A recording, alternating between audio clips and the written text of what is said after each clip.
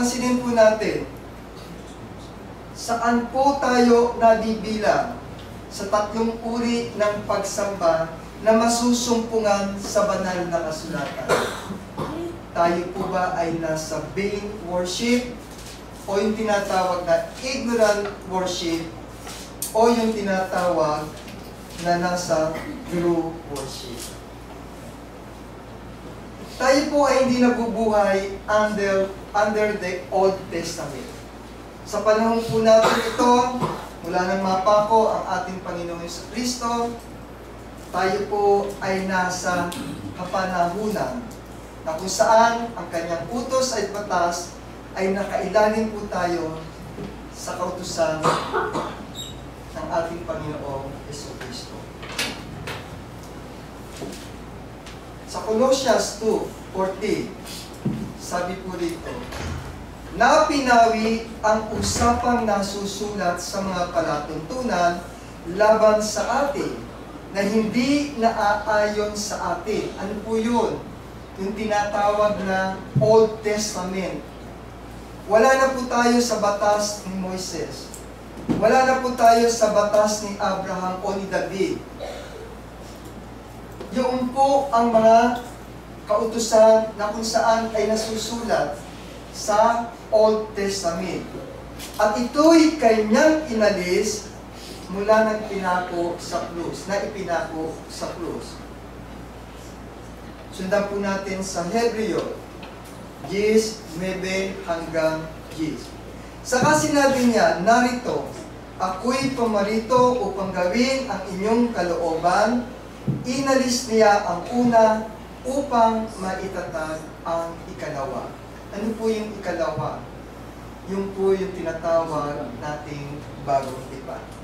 Sa kalaobang yaon, tayo'y pinapagimbalan sa pamamagitan ng pagkahandog ng katawan ni Kristo na minsan magpakailanman.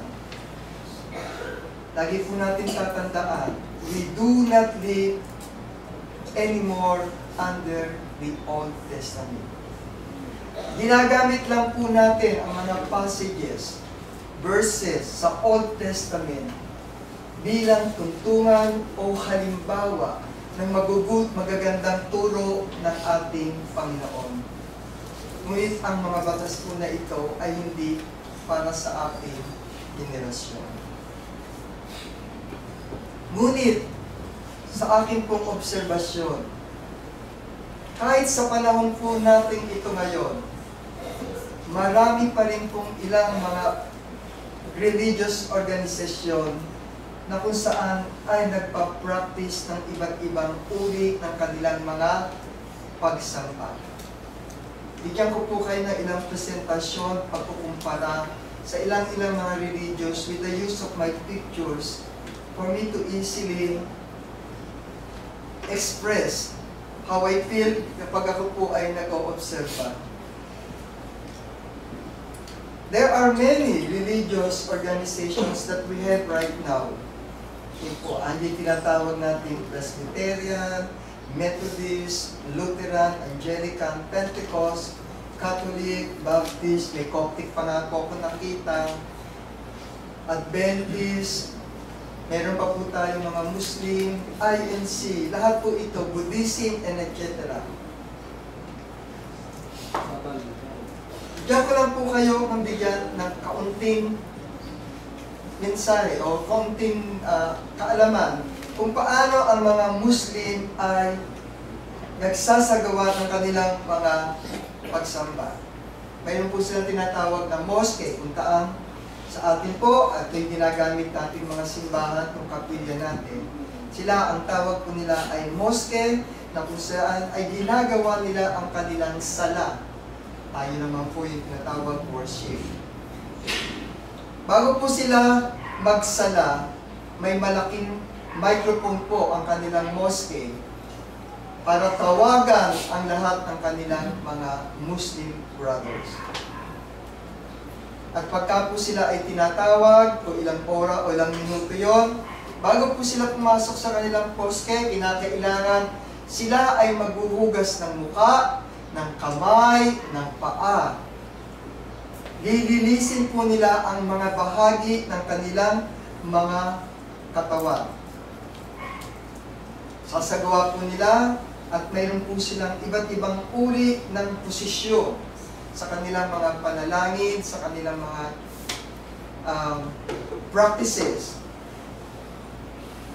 Bago po nila sambitin yung salitang Allah Akbar, yung tinatawag po na kung saan ay Allah is the greatest. Kaya minsan may mga napapanood tayo sa movie, yung mga Muslim. Minsan, kung papatay na sila, sisigaw pa ng Allahu Akbar. Na ang ibig sabihin po ay Allah is the greatest. Pero pumatay sila ng tao. Nakakalungkot po yan. At ang mga Muslim po ay gumaganap ng 5 beses ng panalangin sa kanilang araw-araw na paglilingkod sa Panginoon. Yung tinatawag po natin Fajr o Dawn, paglubog ng araw, Dur or Nur, Ashar sa afternoon, Maghrib sa gabi, at yung Isha sa pinaka-late night po. Ginagawa nila ang kanilang pagsamba sa tuwing araw ng Biyernes. Yung po ay saliwa. Kumbaga sa atin, tayo ay linggo.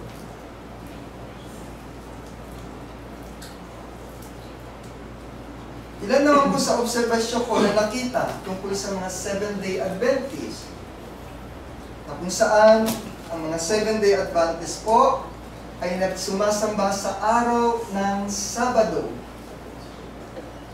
Mapapansin po yun yan. Mga Sabado po ang kanilang araw ng pagdalo sa ating Panginoon. Okay? Sa umaga lang po sila, ngunit ang mga gawain nila ay tinutuloy nila sa hapon, sa buong maghapon. Ang kanilang paglilingkod at pagsamba ay sa pamamagitan ng mga awitin na kung saan ay umaawit ang buong kongregasyon, ngunit sila ay mayroong ginagamit na mga musical instrument at choir. Kadalasan po, ang kanilang mga ginagamit na mga chapter and verses ay nahahango sa Old Testament. Ngunit binibigyan po nila ng emphasis o diin sa kanilang mga pag-aaral, lagi-lagi na yung kahalagahan ng second coming of Christ. Sa Seventh Adventist po, napaka-importante rin sa kanila yung talakayin ang nauukol sa mga health principle, kalusugan. Kaya minsan po, meron silang doktrina na nag-uukol sila about health, mga medicinal. Bahagi po yan ng kanilang pagtuturo. Sabbath observance and other Adventist belief po. Okay. At binibigyan din nila ng kahalagahan yung tinatawag na children's story. Sa oras po ng pagsamba nila, may nilalaan silang oras para sa children's story at yung tinatawag po nating post-lude. Okay po. Hindi ko rin po alam kung ano yung post-lude na sinasabi nila dito. Okay.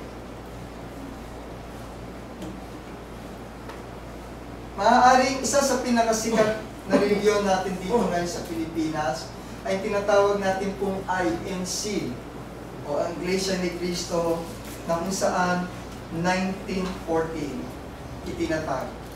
Sa kanila, they believe that Jesus Christ is a man and thus not a God, which is saliwat po sa tinuturo natin dito sa ating pinaaalipan. Diyos natin si Jesucristo. Sila ay mayroong tinatawag na mga choir sa kanilang pag-aawitan na kung saan mayroon silang mga natatanging mang-aawit.